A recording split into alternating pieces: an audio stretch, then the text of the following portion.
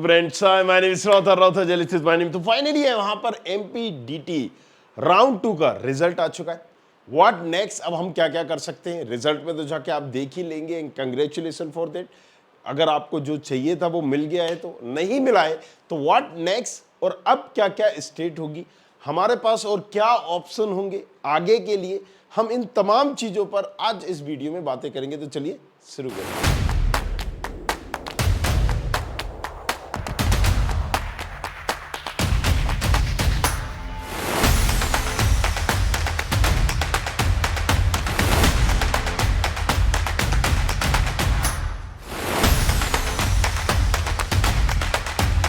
सो एमपीडीटी result out, second round का what next, right. सो सबसे पहले तो यही करना है, हमें ऑफिशियल वेबसाइट पर जाकर, राइट, जैसे कि आप क्लियरली देख सकते हैं एमपीडीटी पर जाएंगे, यहां से सारी चीजें देखेंगे और यहां सेकेंड राउंड का आपका प्रिंट अलॉटमेंट लेटर जो कि 21 से 5 जुलाई के बीच में आप डाउनलोड करके पर्टिकुलर कॉलेज जो भी आपको मिला है उसमें जाके आपको रिपोर्ट करना होगा।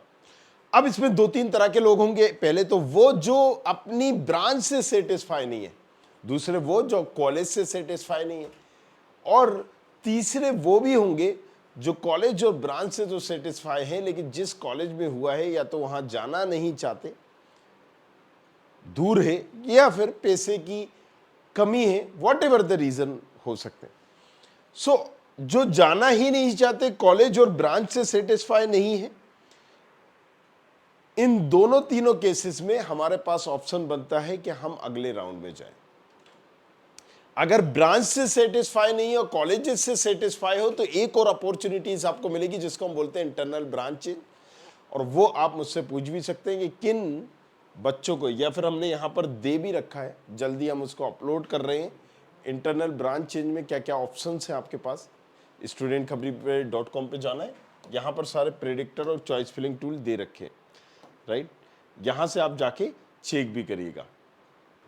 ये इंजीनियरिंग आपने चूज किया, प्रेडिक्टर सारे स्टेट के, एमपीडीटी का भी वहां पर होगा। अब ये चीज क्लियर तो हो गई, हमें पता भी चल गया इंटरनली में किन बच्चों को जाना है किन को नहीं जाना है, या तो ये टूल से पता कर लेंगे या आप मुझसे कोशिश करिएगा संपर्क करने की। मैं आपको बता दूंगा किसको जाना चाहिए किसको नहीं जाना चाहिए, तो आप रिपोर्ट करके आगे की फर्दर प्रोसेस करिए।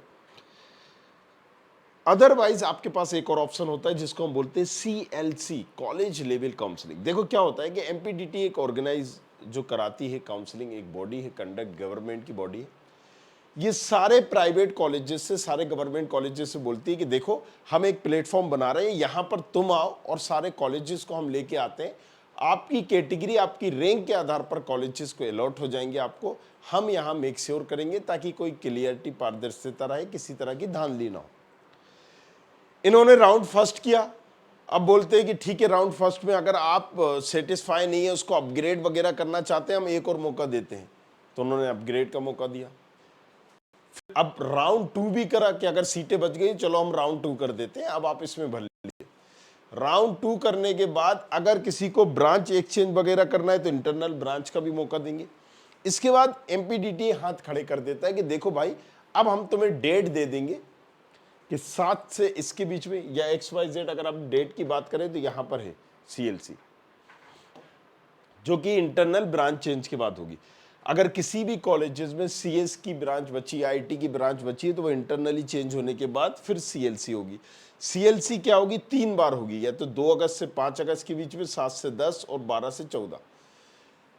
तो अब इन्होंने ये मौका दिया है कि भाई साहब इस 2 से 5 अगस्त के बीच में आप अपने कॉलेजेस में बच्चों को बुलाइए, और जो बच्चा पहले आए जिसकी अच्छी रैंक है उसको आप पर्टिकुलर यहाँ अपॉर्चुनिटीज दीजिए, सारी चीजें दीजिए। अब बात आ जाती है कॉलेज लेवल काउंसलिंग, मतलब नाम ही है, कॉलेज अपने लेवल पे काउंसलिंग कर रहा होता है, DT का रोल यहाँ पर खत्म हो गया। हालांकि रजिस्ट्रेशन उसको एमपीडीटी में ही करेगा, और इसके साथ रजिस्ट्रेशन की कॉपी के साथ आपको डॉक्यूमेंट एक लेके जाना पड़ेंगे, अपनी रैंक सिंक लेके जाना पड़ेगा, पर्टिकुलर उस कॉलेज में अपीयर होना पड़ेगा जहां पर आप एडमिशन लेना चाहते हो। तो पहले सीट चार्ट में, राइट, वैकेंसी आफ्टर एडमिशन में आप चेक करके जाइए कहाँ पर कितने कॉलेजेस सीटें हैं। आप जब वहाँ जाते हैं सारे बच्चों को गैदर करते हैं और वहाँ 1 बाय 1 करके बच्चों को बुलाया जाता है और यहाँ पर एडमिशन दिया जाता है। This is the process of CLC। 100 सीटें हैं, 500 लोग आए हैं, तो जो 100 सीटों में से हो सकता है कि 10 यहाँ पर जनरल की होंगी, मान लीजिए 10 यहाँ SC की होंगी, 10 ST की होंगी, तो टॉप 10 ST वालों को वो मिल जाएगी, टॉप 10 SC वालों को वो मिल जाएगी, राइट। इस तरीके से एक सीक्वेंस होती है। अब उनकी रैंक जो भी हो, जितने लोग आए उनमें से, अब यहाँ पर रोल ये खत्म हो जाता है कि हम ऑनलाइन आवेदन कर सकते नहीं, अब आपको वहाँ अपीयर होना होगा। भले ही बारिश हो, तूफान हो, अगर आप वहाँ नहीं पहुँच पाए तो आप उसमें पार्टिसिपेट ही नहीं कर रहे हो, अपीयर ही नहीं कर रहे हो। और ये इसलिए भी करा है क्योंकि देखिए फर्स्ट राउंड के बाद सीटें बची, तभी सेकेंड राउंड हुआ, सेकेंड राउंड के बाद बच रही, तभी CLC हुआ, ताकि बच्चे जो सीरियस हैं, जिनको सीटें लेना है और जो दूसरी जगह पर ऑप्शन बना के रखें, वो पार्टिसिपेट ना कर पाए। सीरियस ही बच्चा आए, वही पार्टिसिपेट कर पाए, और ताकि सीटें रुके भी नहीं। बट CLC को समझना भी बहुत ज़रूरी है, क्योंकि कई सारे कॉलेज लेवल काउंसलिंग, समझ रहे हैं ना आप, अपने लेवल पे कर लेते हैं।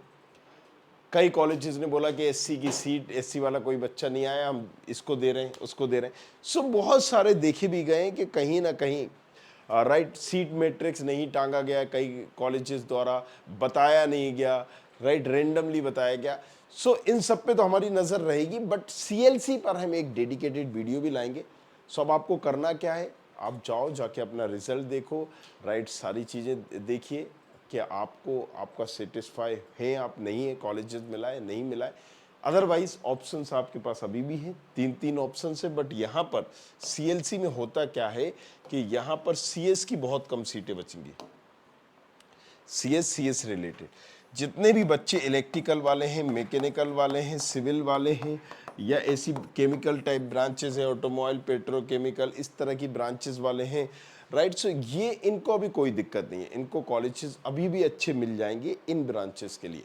CS और CS रिलेटेड के लिए CLC में बड़ा टफ होता है, क्योंकि सीट जाती हैं, इक्का दुक्का जाती हैं, और यहाँ पर बड़ा टफ कंपटीशन हो जाता है एडमिशन लेना। बट अगर आप कोई AY ब्रांच लेना चाहते हो तो CLC में वो एक तरीका है जिसमें आप मान लो बरकतुल्लाह लेना चाहते हो, सो यस बहुत अच्छी अपॉर्चुनिटीज है। MITS लेना चाहते हो, राइट, लेकिन CS रिलेटेड नहीं, दूसरी ब्रांचेस बहुत अच्छी अपॉर्चुनिटीज है।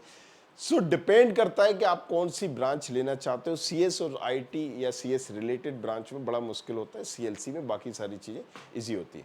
सो आई होप राइट आपको समझ में आया होगा। CLC पर हम डेडिकेटेड वीडियो लेकर आएंगे, जाइए जाके रिजल्ट देखिए, बने रहिए हमारे साथ। Thank you very much, thanks a lot. I hope you like this video. For more such videos, keep watching our channel And do not forget to like, share and subscribe.